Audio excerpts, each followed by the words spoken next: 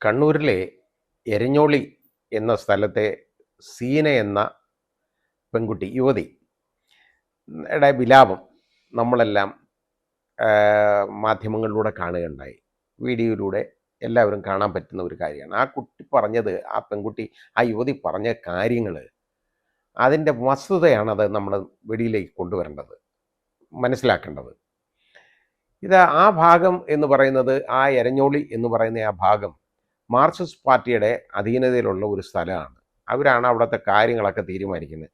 ഓരോ വീട്ടിൽ എങ്ങനെ നടക്കണം, കുട്ടികളെ എന്തൊക്കെ പഠിപ്പിക്കണം എന്നൊക്കെ തീരുമാനിക്കുന്ന അവിടെയുള്ള നേതാക്കന്മാരും അവിടെയുള്ള ഈ ലോക്കൽ പാർട്ടിയിലെ ലോക്കൽ നേതാക്കളാണ് തീരുമാനിക്കുന്നത്. എങ്ങനെ കുട്ടികളെ എന്തൊക്കെ പറഞ്ഞ് പഠിപ്പിക്കണം, ഏതൊക്കെ വിധത്തിലായിരിക്കണം എന്നുള്ളതിന് വരെ അവരാ നോക്കുന്നത് കേട്ടോ.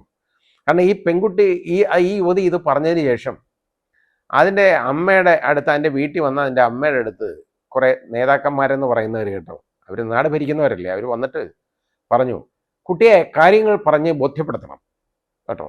എന്തോന്ന് ബോധ്യപ്പെടുത്താനാ? ബോംബെന്ന് പറയുന്ന സാധനം തിന്നാനുള്ളതാണ്, അവലോസുണ്ടയാണ്, അത് ഒരപകടവും സംഭവിപ്പിക്കുന്ന കാര്യമല്ല, അതുകൊണ്ട് ബോംബ് എല്ലാവർക്കും ഉണ്ടാക്കാം, ബോംബ് മൂലം ആരും മരിക്കത്തില്ല, ബോംബ് പൊട്ടുന്ന മരിക്കത്തില്ല എന്നൊക്കെ. ഇവിടെ വേലായുധൻ എന്ന് പറയുന്ന ഒരു വയോധികൻ ഈ 2 ദിവസം മുമ്പ് നമ്മൾ കണ്ടാണ്, അതിൻ്റെ തൊട്ടടുത്താണ് ഈ യുവതിയുടെ ഈ വിലാപം നമ്മൾ കേട്ടത്.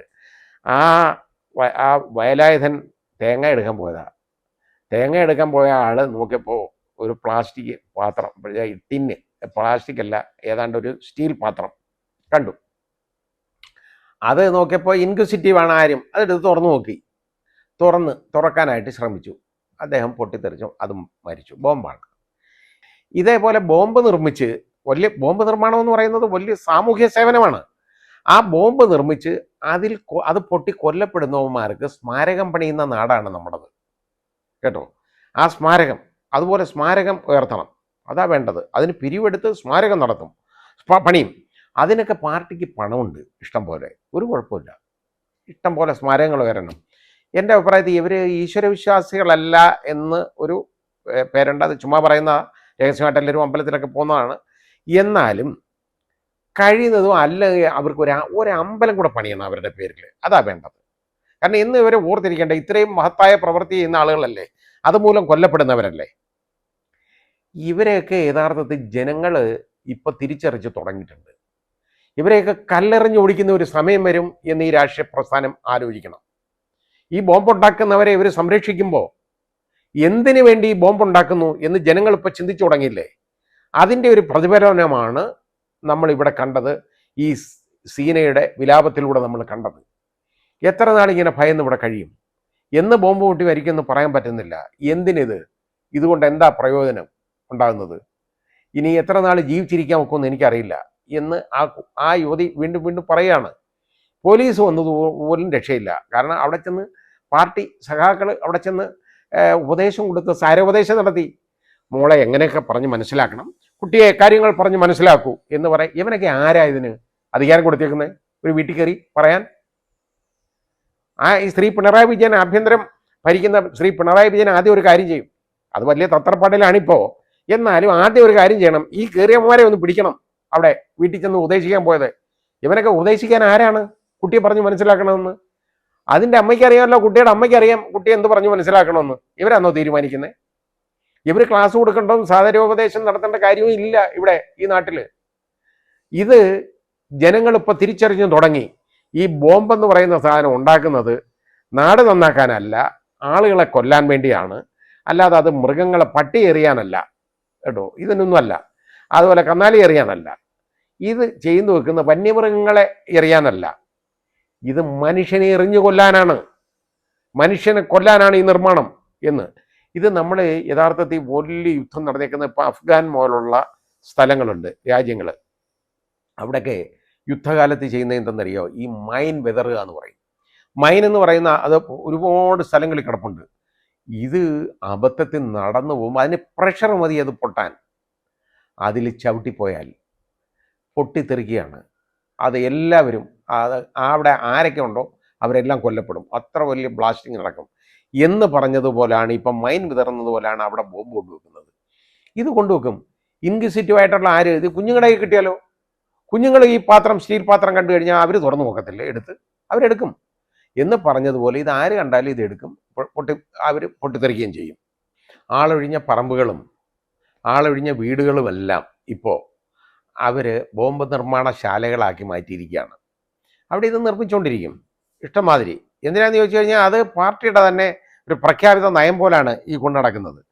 അതിനെ ഈ സ്തുതി പാടാനായിട്ടും അതിനെ ന്യായീകരിക്കാനുമായിട്ട് നടക്കുന്നവന്മാരെ ഉണ്ടല്ലോ, കാണുമ്പോൾ എനിക്ക് മനം വരട്ടില ഉണ്ടാക്കുന്ന ഇവരുടെ കാര്യം.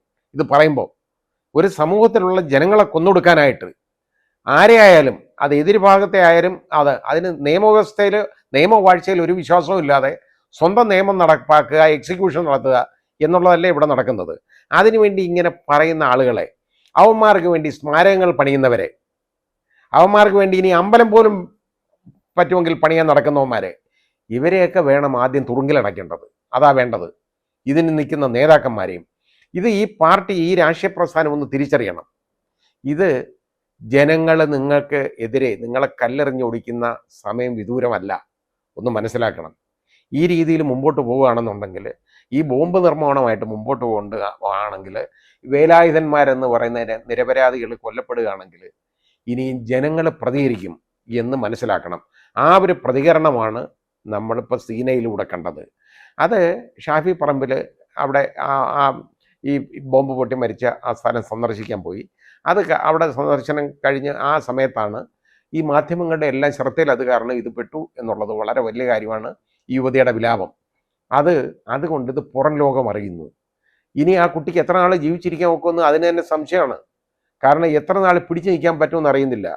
അതെവിടെ ഒരു കളരിയിലോ ഏതാണ്ട് വിദ്യാഭ്യാസം നടത്തിക്കൊണ്ടിരുന്നവരെണ്ണോ ഒരു കുട്ടിയാണ്. അപ്പോൾ അതിന് ഇനിയിപ്പം അവിടെ പോയി വിലക്കിയിട്ടുണ്ട്, അവിടെ കയറ്റരുതെന്ന്. ഇവർ ചെയ്യുന്ന ഇതാണ്, ഇവർ നാടടച്ച് അങ്ങ് വീടടച്ച് പിണ്ടം വെക്കുക എന്ന് നമ്മൾ പറയുന്നില്ലേ, അതുപോലെ ചെയ്തു കളയും. ഇവർ ചെയ്യുക പറഞ്ഞു കഴിഞ്ഞാൽ അവരെ കല്യാണത്തിന് വിളിക്കാൻ പാടില്ല, ഒരു കല്യാണത്തിന് വിളിക്കാൻ പാടില്ല, പൊതുപരിപാടി അവിടെ പോകാൻ പാടില്ല, അവിടെ ആരും കയറ്റാൻ പാടില്ല. ഇതുപോലെ ഓരോ വിലക്കുകളങ്ങ് ഏർപ്പെടുത്തുകയാണ്. ഇനി അതിന് റോഡേ നടക്കാൻ പറ്റുമെന്ന് തോന്നുന്നില്ല, ഈ റോഡേ പോകാൻ പാടില്ല.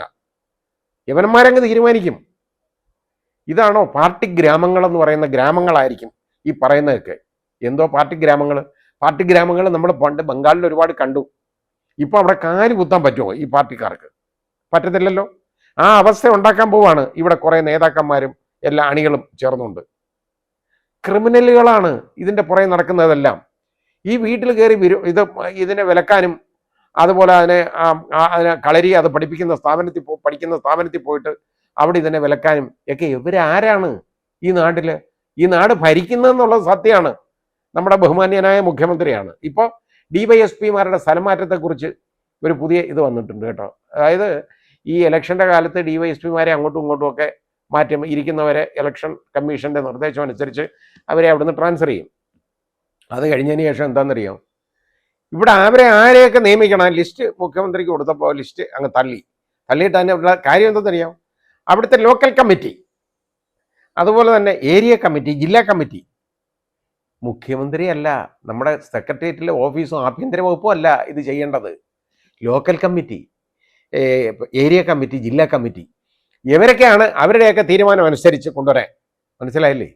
അപ്പോൾ ഈ സ്ഥാനം അതായത് ഈ സ്ഥലം മാറ്റം ലിസ്റ്റ് ഉണ്ടാക്കുന്ന, സ്ഥലം മാറ്റം നടത്തുന്ന ഉദ്യോഗസ്ഥൻ, പോലീസ് ഉദ്യോഗസ്ഥൻ ചെയ്യേണ്ട എന്താ, പോയിട്ട് ഓരോ ലോക്കൽ കമ്മിറ്റിയിലും കയറി ഇറങ്ങണം, ഏരിയ കമ്മിറ്റിയിലും കയറി ഇറങ്ങണം, അതുപോലെ ജില്ലാ കമ്മിറ്റിയിലും എല്ലാം കയറി എല്ലാവർക്കും സമ്മതമാണോ ഇയാളെ ഇങ്ങോട്ടൊന്ന് മാറ്റിക്കോട്ടെ എന്ന് ചോദിക്കണം. അതാ വേണ്ടത്. ഈ രീതിയിലേക്ക് പോകുമ്പോൾ, ഇതുപോലെ ഇരിക്കുന്ന മുഖ്യമന്ത്രി ഭരിക്കുമ്പോൾ നമ്മുടെ നാടെങ്ങനെ നന്നാവും ചിന്തിക്കുക.